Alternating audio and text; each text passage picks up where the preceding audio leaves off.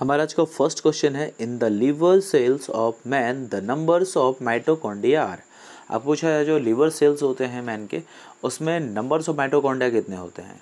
Mitochondria का संख्या पूछा जा रहा है, तो उसका राइट आंसर हो जाएगा ऑप्शन ए 1000 to 2000। ठीक है, 1000 से 2000 जो होता है माइटोकॉन्ड्रिया प्रेजेंट होता है पर सेल में। ठीक है, अब यदि हम लोग लीवर सेल्स के बारे में यदि हम बात कर रहे हैं, तो लीवर सेल्स में लगभग 20 to 25% जो स्पेस होता है वो माइटोकॉन्ड्रिया से फिल होता है। अब यदि हम बात कर लेते हैं लीवर में और जो टाइप्स ऑफ सेल्स प्रेजेंट होते हैं, अलग अलग टाइप्स के सेल्स, तो हेपेटोसाइट्स है, satellite cell, fat storing cells होता है, कुफर सेल्स होता है, लीवर इंडोथेलियल सेल्स होता है, लेकिन सबसे ज़्यादा जो होता है हेपेटोसाइट्स, ये 80% जो सेल्स होता है लीवर सेल्स वो इसी का होता है, हेपेटोसाइट्स का। ठीक है, अब यदि हम बात कर लेते हैं सबसे ज़्यादा जो होता है माइटोकॉन्ड्रिया कहाँ प्रेजेंट होता है, किस जगह के सेल्स में, किस ऑर्गन के सेल्स में, तो इसका राइट आंसर हो जाएगा हार्ट मसल्स। आपको याद रखना है कि हार्ट मसल सेल्स जो होते हैं उसमें लगभग 5000 माइटोकॉन्ड्रिया पर सेल्स प्रेजेंट होता है। ठीक है, क्योंकि पता है कि वहाँ पे ज़्यादा एनर्जी रिक्वायरमेंट होती है, उस कारण से माइटोकॉन्ड्रिया जो होता है वहाँ पे बहुत ज़्यादा प्रेजेंट होता है। चलिए अब नेक्स्ट क्वेश्चन देख लेते हैं। Question number 2, the hydrolytic enzymes present in the lysosome is called. अब पूछा जा रहा है वो हाइड्रोलाइटिक एंजाइम्स कौन सा है जो लाइसोसोम में प्रेजेंट होता है, तो इसका राइट आंसर हो जाएगा एसिड फॉस्फेटेज, यानी ऑप्शन बी जो है इसका राइट आंसर है। एसिड फॉस्फेटेज जो होता है वो एंजाइम्स होता है जो प्रेजेंट होता है लाइसोसोम में। अब यदि हम बात कर लेते हैं इस हाइड्रोलाइटिक एंजाइम्स के बारे में, तो हाइड्रोलाइटिक एंजाइम्स जो होता है वो क्या करता है, जो लार्ज मॉलिक्यूल्स होते हैं उसको स्मॉल मॉलिक्यूल्स में ब्रेक डाउन करता है। जैसे कि लार्ज प्रोटीन मॉलिक्यूल्स है उसको अमीनो एसिड में ब्रेक करेगा, जिससे लार्ज कार्बोहाइड्रेट्स है उसको सिंपल शुगर में कन्वर्ट करेगा, लार्ज लिपिड है तो उसको सिंगल फैटी एसिड्स में कन्वर्ट करेगा। ठीक है, तो आपको याद रखना है कि जो हाइड्रोलाइटिक एंजाइम्स होते हैं वो ब्रेक डाउन करते हैं। ठीक है, जो लार्ज मॉलिक्यूल्स होते हैं उसको। चलिए नेक्स्ट क्वेश्चन देख लेते हैं। Question number 3, rupture of the lysosome leading to destruction of cell is called. यानी जैसे कि लाइसोसोम जो है, लाइसोसोम के रप्चर हो जाने की वजह से जो सेल का डिस्ट्रक्शन होता है उसको हम लोग क्या कहते हैं, तो इसका राइट आंसर हो जाएगा ऑप्शन बी ऑटोलाइसिस। ठीक है, आपको याद रखना है कि ऑटोलाइसिस क्या होता है, जब लाइसोसोम की वजह से सेल का डिस्ट्रक्शन होता है तो उसको हम लोग बोलते हैं ऑटोलाइसिस। चलिए नेक्स्ट क्वेश्चन देखते हैं।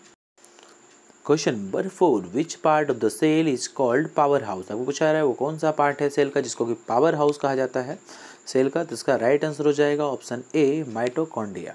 ठीक है, चलिए अब नेक्स्ट क्वेश्चन देख लेते हैं। Question number 5, non living substance present in cytoplasm of cell is called. अब पूछा है जो नॉन लिविंग सब्सटेंस प्रेजेंट होता है साइटोप्लाज्म में सेल के, उसको हम लोग क्या बोलते हैं, तो इसका राइट आंसर हो जाएगा ऑप्शन सी इंक्लूजन। ठीक है, यानी जो नॉन लिविंग सब्सटेंस जो प्रेजेंट होता है साइटोप्लाज्म में उसको हम लोग बोलते हैं इंक्लूजन। ठीक है, चलिए अब नेक्स्ट क्वेश्चन देख लेते हैं। Question number 6, the short cylindrical body is present in the cell which is visible during cell division is called. आपको पूछा जा रहा है वो शॉर्ट सिलेंड्रिकल बॉडी जो प्रेजेंट होता है सेल में और जब सेल डिवीजन होता है तो ये विजिबल होता है, तो इसका राइट आंसर हो जाएगा ऑप्शन ए सेंट्रियोल। ठीक है, सेंट्रियोल जो है, अब इसके बारे में यदि हम बात कर लेते हैं तो सेंट्रियोल जो होता है ये जो यूकैरियोटिक सेल्स होते हैं उसमें ये पाए जाते हैं। ठीक है, ये ट्यूब लाइक स्ट्रक्चर होता है इसका, जैसे कि इसको माइक्रोट्यूब्स, इसके अंदर बहुत सारे माइक्रोट्यूब्स जो होते हैं वो कंपोज होते हैं। ठीक है, और मेनली इसका जो सेल डिवीज़न होता है उसको भी ये फैसिलिटेट करता है, तो ये भी आपको याद रखना है कि सेंट्रियोल जो होता है वो फैसिलिटेट करता है सेल डिवीज़न को। ठीक है, क्योंकि और इसकी वजह से ये सेपरेशन जो होता है क्रोमोसोम्स का उसमें ये हेल्प करता है। ठीक है, क्रोमोसोम्स के सेपरेशन में भी हेल्प करता है और इसी वजह से ये जो होता है न्यूक्लियस के पास ये प्रेजेंट होता है, नियर द न्यूक्लियस जो हमारा सेंट्रियोल है ये प्रेजेंट होगा। ठीक है, अब यदि हम बात कर लेते हैं सेल डिवीज़न के बारे में, तो ये सीलिया का जो फॉर्मेशन होता है उसमें भी ये हेल्प करते हैं, फ्लैजिला के फॉर्मेशन में भी हेल्प करते हैं। ठीक है, और सेल के मूवमेंट में भी ये कंट्रीब्यूट करते हैं। ठीक है, चलिए अब नेक्स्ट क्वेश्चन देख लेते हैं। Question number 7, which part of the cell contains genetic material. आपको पूछा रहा है वो कौन सा पार्ट है सेल का जिसमें जेनेटिक मटेरियल प्रेजेंट होता है, तो उसका राइट आंसर जो हो जाएगा ऑप्शन ए न्यूक्लियस। काफ़ी आसान सा क्वेश्चन है, जो न्यूक्लियस होता है उसके अंदर जेनेटिक मटेरियल प्रेजेंट होता है। ठीक है, चलिए अब नेक्स्ट क्वेश्चन देखते हैं। Question number 8, a fixative act on a specific part of cell is called. आपको पूछा है वो फिक्सेटिव जो स्पेसिफिक पार्ट जो होता है सेल्स का उसके ऊपर वो एक्ट करता है उसको हम लोग क्या बोलते हैं। तो इसका राइट आंसर हो जाएगा ऑप्शन सी, साइटोलॉजिकल फिक्सेटिव। ठीक है, साइटोलॉजिकल फिक्सेटिव होते हैं उनका इस्तेमाल किया जाता है, सेल्स होते हैं सेल्स के अलग अलग पार्ट्स को फिक्स करने के लिए। ठीक है, अब यदि हम बात कर लेते हैं इस फिक्सेटिव के बारे में तो ये क्या होता है, ये प्रोटेक्ट करता है सेल के मार्फोलॉजी को। ठीक है, उस कारण से हम इसका इस्तेमाल करते हैं, सेल के मार्फोलॉजी को प्रोटेक्ट करता है। साथ में ये वाटर और अल्कोहल सोल्यूबल होता है, तो ये भी आपको याद रखने हैं। ठीक है, इन्वायरमेंटल फ्रेंडली होता है और एक्सट्रीमली इकोनॉमिकल भी होता है। ठीक है, चलिए अब नेक्स्ट क्वेश्चन देखते हैं। Question number 9, which fixative is used for study of ultra structure in electron microscope. आप पूछा रहा है वो कौन सा फिक्सेटिव है जिसका इस्तेमाल किया जाता है अल्ट्रा स्ट्रक्चर जो होता है इलेक्ट्रॉन माइक्रोस्कोप में उसको फिक्स करने के लिए कौन सा फिक्सेटिव का इस्तेमाल किया जाता है। तो इसका राइट आंसर हो जाएगा ऑप्शन बी, ग्लूटाल्डिहाइड। ठीक है, आपको याद रखें ग्लूटाल्डिहाइड का इस्तेमाल जो होता है फिक्सेटिव ग्रुप में किया जाता है अल्ट्रा स्ट्रक्चर जो होता है उसको स्टडी करने के लिए। ऐसे इसके लिए जो होता है ऑस्मियम टेट्राऑक्साइड इसका भी इस्तेमाल किया जाता है। तो ये भी आपको याद रखने हैं कि एक तो ये हमारा हो जाएगा और दूसरा जो है वो हो जाएगा ऑस्मियम टेट्राऑक्साइड। ठीक है, उसका भी इस्तेमाल जो होता है इलेक्ट्रॉन माइक्रोस्कोपी के लिए किया जाता है। चलिए हम नेक्स्ट क्वेश्चन देखते हैं। Question number 10, mercury chloride leave precipitate on the tissue. आपको पूछा है मरकरी क्लोराइड जो होता है वो टिश्यू के ऊपर कैसा प्रेसिपिटेट तैयार करता है। तो इसका राइट आंसर हो जाएगा ऑप्शन ए, ब्लैक। ठीक है, आपको याद रखना है मरकरी क्लोराइड जो होता है वो ब्लैक कलर का प्रेसिपिटेट तैयार करता है। ठीक है, टिश्यू के ऊपर। चलिए नेक्स्ट क्वेश्चन देखते हैं। Question number 11, for research specimen dash fixative is used. आपको पूछा जा रहा है रिसर्च स्पेसिमेन के रूप में किस फिक्सेटिव का इस्तेमाल किया जाता है। तो इसका राइट आंसर हो जाएगा ऑप्शन ए, 10% फॉर्मल सेलाइन। ठीक है, चलिए अब नेक्स्ट क्वेश्चन देख लेते हैं। Question number 12, dash fixative is used for biopsies. आपको पूछा जा रहा है बायोप्सीज के लिए कौन सा फिक्सेटिव का इस्तेमाल करते हैं। तो इसका राइट आंसर हो जाएगा ऑप्शन सी, हेडेनहेम-सूसा। जो हेडेनहेम-सूसा जो फिक्सेटिव होता है इसका इस्तेमाल जो होता है बायोप्सी के लिए किया जाता है। ठीक है, अब यदि हम बात कर लेते हैं हेडेनहेम-सूसा के बारे में तो हेडेनहेम-सूसा जो है वो इसका इस्तेमाल किया जाता है जो हिस्टोरिकल स्टडी किया जाता है उसके लिए इसका इस्तेमाल किया जाता है।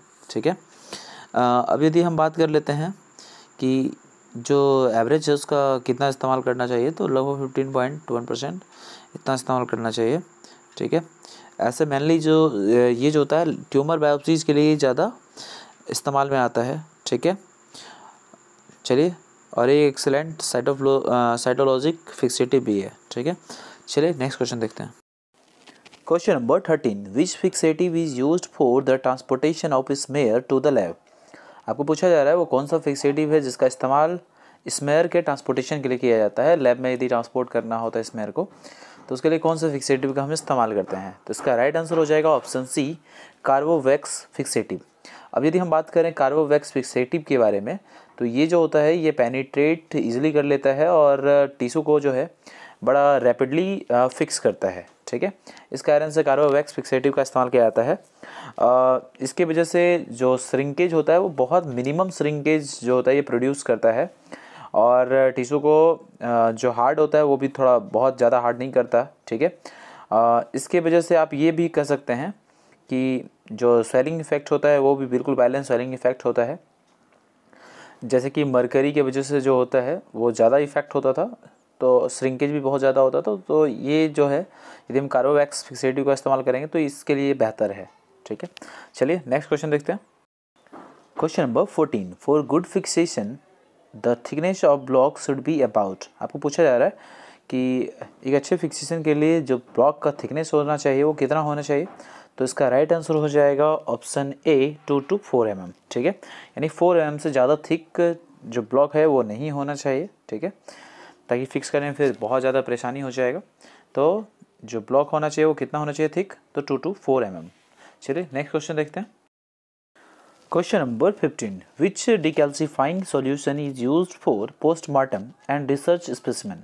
आप पूछा जा रहा है वो कौन सा डिकैल्सिफाइंग सॉल्यूशन है जिसका इस्तेमाल पोस्टमार्टम और रिसर्च स्पेसिमेन के लिए हम लोग करते हैं। तो इसका राइट आंसर हो जाएगा option A aqueous formic acid. ठीक है, ये वीक एसिड होता है, उस कारण से इसका इस्तेमाल जो होता है डिकल्सिफाइंग सॉल्यूशन के रूप में किया जाता है। ठीक है, चलिए अब नेक्स्ट क्वेश्चन देख लेते हैं।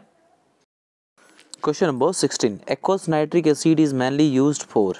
एक्वस नाइट्रिक एसिड का इस्तेमाल जो होता है मेनली हम लोग किसके लिए करते हैं, तो इसका राइट आंसर हो जाएगा ऑप्शन डी रूटीन पर्पस। यानी रूटीन पर्पस के लिए हम लोग एक्वस नाइट्रिक एसिड का इस्तेमाल करते हैं। ठीक है, कई बार इलेक्ट्रोलाइट्स के लिए भी हम लोग इसका इस्तेमाल करते हैं। ठीक है, चलिए नेक्स्ट क्वेश्चन देख लेते हैं। Question number 17, RDC fluid of decalcification is used for. आपको पूछा है जो आरडीसी फ्लूइड होता है डिकैल्सिफिकेशन के लिए, उसका इस्तेमाल किया जाता है, किसके लिए इस्तेमाल किया जाता है, तो इसका राइट आंसर हो जाएगा ऑप्शन सी रूटीन वर्क। हम लोग जो आरडीसी फ्लूइड होता है उसका इस्तेमाल जो होता है रूटीन वर्क के लिए करते हैं। अब यदि हम आरडीसी फ्लूइड के बारे में यदि बात कर लेते हैं तो आरडीसी फ्लूइड जो है इसका फुल फॉर्म होता है रैपिड डिकैल्सिफायर। ठीक है, ये जो रैपिड डिकैल्सिफायर जो होता है इसका इस्तेमाल किया जाता है बॉन्ड्स को डिकैल्सिफाई करने के लिए। ठीक है, आपको याद रखना है कि ये जो होता है रूटीन प्रिपरेशन के लिए, हिस्टोलॉजिकल मटेरियल जो होता है उसके लिए हम रूटीन प्रिपरेशन जो करते हैं तो उसमें ये बॉन्ड्स को डिकैल्सिफाई करने के लिए इसका इस्तेमाल करते हैं। चलिए नेक्स्ट क्वेश्चन देखते हैं। Question number 18, removal of water from tissue piece is known as. अब पूछा जा रहा है जो वाटर का रिमूवल होता है टिश्यू पीस से उस प्रोसेस को क्या कहा जाता है, तो इसका राइट आंसर हो जाएगा ऑप्शन सी डिहाइड्रेशन। ठीक है, आपको याद भी ऐसे भी पता ही होगा, यदि हम लोग टिश्यू प्रोसेसिंग करते हैं तो उसमें डिहाइड्रेशन एक स्टेप होता है जिसमें वाटर को टिश्यू से रिमूव किया जाता है उस स्टेप में। ठीक है, तो dehydration is the right answer. चलिए नेक्स्ट क्वेश्चन देखते हैं। Question number 19, which dehydrating agent is considered best for dehydration. आप पूछा जा रहा है कौन सा डिहाइड्रेटिंग एजेंट है जिसको कि डिहाइड्रेशन के लिए बेस्ट माना जाता है, तो इसका राइट आंसर हो जाएगा ऑप्शन ए अल्कोहल। ठीक है, यानी डिहाइड्रेशन अभी तुरंत हमने पढ़ा भी था, यानी वाटर को रिमूव करने के लिए एक डिहाइड्रेटिंग एजेंट तो चाहिए, तो डिहाइड्रेटिंग एजेंट के रूप में अल्कोहल जो होता है वो बेस्ट माना जाता है। अल्कोहल का इस्तेमाल किया जाता है डिहाइड्रेटिंग एजेंट के रूप में। चलिए नेक्स्ट क्वेश्चन देखते हैं। क्वेश्चन नंबर 20, ये हमारा आज का आखिरी क्वेश्चन है।